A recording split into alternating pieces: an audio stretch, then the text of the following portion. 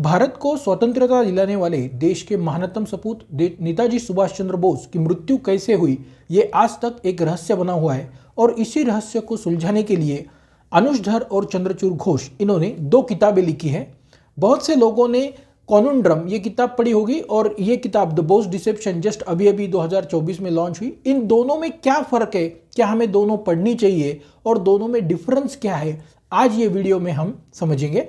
तो पहली बुक है कॉन्यूंड्रम जो 2019 में पब्लिश हुई थी और दूसरी बुक है द बोस डिसेप्शन डीक्लासिफाइड, ये 2024 में हुई है। तो इस दोनों बुक में एक बेसिक डिफरेंस आपको पहले मैं समझाता हूँ और उसके बाद हम इसके बारे में डिटेल में भी देखेंगे कि बुक के अंदर क्या क्या है। लेकिन अगर आपको ये बुक्स परचेज करनी है तो आप ऑनलाइन ऑर्डर कर सकते हैं। डिस्क्रिप्शन में अमेजॉन का लिंक दिया हुआ है। तो देखते हैं बुक के बारे में।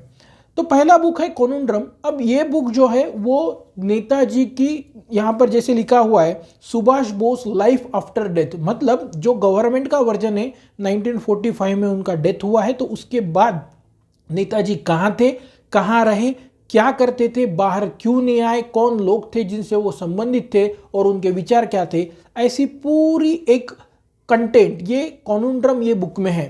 ठीक है, ये बुक का जो कंटेंट है वो it's like a jigsaw puzzle. जैसे हम एक पजल है जो हियर एंड देयर कभी आपको 1960 में लेगा तो कभी 1970 में लेगा।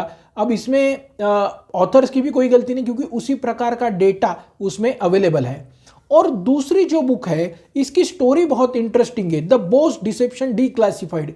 इस बुक में सिर्फ और सिर्फ गवर्नमेंट का रोल क्या था सिंस 1945 ऑनवर्ड्स टू टिल 2025-24, ये गवर्नमेंट का रोल क्या था, उन्होंने कैसे कैसे इसको डील किया, गवर्नमेंट के रिकॉर्ड्स के जरिए इसमें दिखाया है। मतलब बोस डिसेप्शन में सिर्फ गवर्नमेंट ने क्या किया है आज तक, कैसे किया है और उनका रोल क्या है, ये बोस डिसेप्शन में दिया हुआ है। और कॉन्यूंड्रम में क्या है, तो कॉन्यूंड्रम में नेताजी सुभाष चंद्र बोस की पूरी स्टोरी है आफ्टर 1945, वो कहाँ रहे, क्या किए और उनकी मृत्यु आखिर में कैसे हुई, कौन लोग थे उनसे संबंधित थे।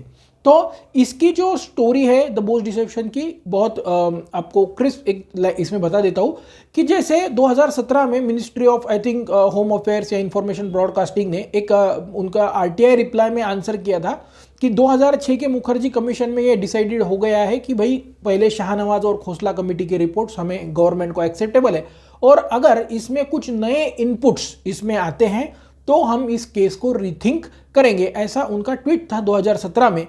तो 2006 में जो डिसीजन लिया गया था कैबिनेट नोट में, सरकार को कैबिनेट को झूठ बोला गया था कि ब्रिटिश और अमेरिकन इंटेलिजेंस ने ये मान लिया था कि नेताजी की मृत्यु इसकी उनमें प्लेन क्रैश में हो गई है, लेकिन वैसे कोई भी उनके इंक्वायरीज के डॉक्यूमेंट्स अवेलेबल नहीं। वो खुद मानते हैं कि ये प्लेन क्रैश झूठ था।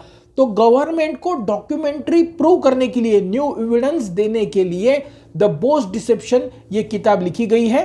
तो अब देखते हैं बेसिकली दोनों बुक्स के कुछ चैप्टर। आप दोनों डिफरेंस आपको समझ में आ गया होगा कि इसमें पूरी नेताजी की स्टोरी है, क्या करते थे क्या नहीं, और इसमें क्या है, तो इसमें गवर्नमेंट का रोल सिंस 1945 टू 2024, इसमें गवर्नमेंट का रोल क्या है। और सबसे इंपॉर्टेंट ये बुक का एक विशेष बात यह है कि अगर आप अंदर से देखें तो आपको ये जो है 2000 skeletons from the skeletons out of the cupboard, यहाँ से जो चैप्टर है टोटल 11 चैप्टर्स है और इस 11 चैप्टर में से 10 चैप्टर्स जो है वो रशिया तक, रशिया हमें इंफॉर्मेशन क्यों नहीं देता वगैरह वगैरह और गवर्नमेंट ने क्या क्या किया हुआ है उसी की बातें इसमें दी हुई है।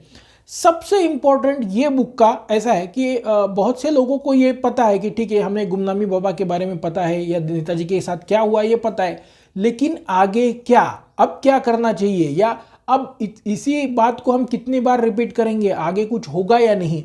तो इसमें रिकमेंडेशन फॉर एक्शन करके एक चैप्टर दिया हो और वो बहुत अच्छी तरह से लिखा गया हुआ है और हर चीज़ का विचार, अंतर्राष्ट्रीय परिस्थितियों में ऐसे इसमें क्या हुआ है इसका विचार करते हुए उन्होंने, ऑथर्स ने यहाँ रिकमेंडेशन दी है कि हमें क्या करना चाहिए। जैसे नेताजी के संबंध में अगर किसी के पास भी कोई इंटेलिजेंस हो या उनको कोई पता हो तो ऑफिशियल सीक्रेसी एक्ट जो है गवर्नमेंट ऑफ इंडिया का, उससे उनको माफी देनी चाहिए। सिर्फ इसी केस के संदर्भ में उनके पास कोई भी इंफॉर्मेशन हो तो उन्होंने वो पब्लिक कर देनी चाहिए। ऐसा एक्ट पार्लियामेंट में होना चाहिए। दूसरा, भारत सरकार के पास और स्पेशली प्राइम मिनिस्टर्स ऑफिस के पास कुछ सीक्रेट फाइलें हैं जो नेताजी के संबंध में है, उन्हें डीक्लासिफाई सबसे पहले करना चाहिए और उसके बाद हमें रशिया, जापान, ताइवान, चाइना ऐसे अलग अलग देशों से भी हमें रिक्वेस्ट करना चाहिए कि आपके पास की भी फाइलें आप डिक्लासिफाई कीजिए। अगर हम अपनी ही नहीं करते तो हम उनको नहीं बोल सकते कि आपकी डिक्लासिफाई और स्पेशली इंटेलिजेंस की फाइलें डिक्लासिफाई करें।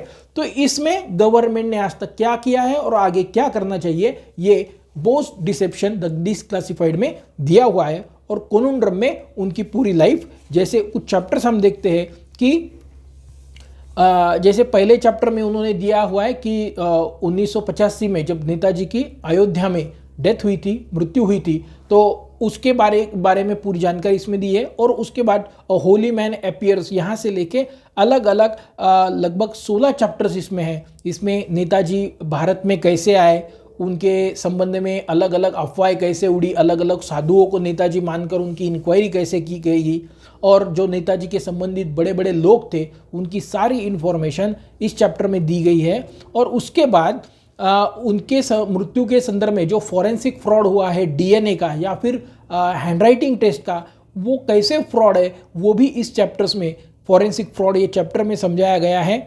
The man who wasn't there के बारे में, जैसे शौलमारी साधु की जो कहानी आई थी वो कैसे गलत है और वगैरह, उसकी इसमें डिटेल्स दिए हुए हैं। और नेताजी एक जगह से दूसरी जगह क्यों घूमते रहे, वो एक जगह कभी स्टेबल नहीं रह सके और किस दयनीय परिस्थिति में उन्होंने अपना जीवन व्यापित किया, इसके बारे में पूरी इंफॉर्मेशन यहाँ पे दी है। उसके बारे में, उसके बाद उनके फैमिली के लोगों का जो स्टैंड है वो कैसे बदल रहा है, बोस फैमिली का, वो भी यहाँ दिया हुआ है। और पूरे चैप्टर्स बाकी कि उनका अलग अलग चीज़ों में क्या रोल था, जैसे नेताजी क्या बातें करते थे, किसके बारे में बातें करते थे, किससे मिलते थे, किससे उन्होंने मिलना बंद कर दिया, उसके रीज़न क्या थे। द हेल द मैग्नेनियस वन, वो महामानव आच्छे, ये जो बुक है उनका, जयश्री प्रकाशन में जो आर्टिकल्स आए थे उसके अलग अलग रेफरेंसेस इस बुक में अलग अलग दिए गए हैं। तो अगर आपको कौन सी बुक पढ़ना है, ये कन्फ्यूजन अगर नेताजी के डेथ मिस्ट्री के बारे में हुआ होगा तो मैं कहूँगा पहले आप कोनुंड्रम ये बुक पढ़िए। ये बहुत थोड़ा कन्फ्यूजिंग बुक है और इसको आपको कम से कम 2 या 3 बार पढ़ना पड़ेगा। और अगर उससे भी आपको थोड़ा इसको ईजी करना है तो अनुज धर के उनके YouTube चैनल पे 2-3 वीडियो नेताजी के डेथ मिस्ट्री के बारे में 2-2, 3-3 घंटे के होते हैं, आपको बहुत मज़ा आएगा।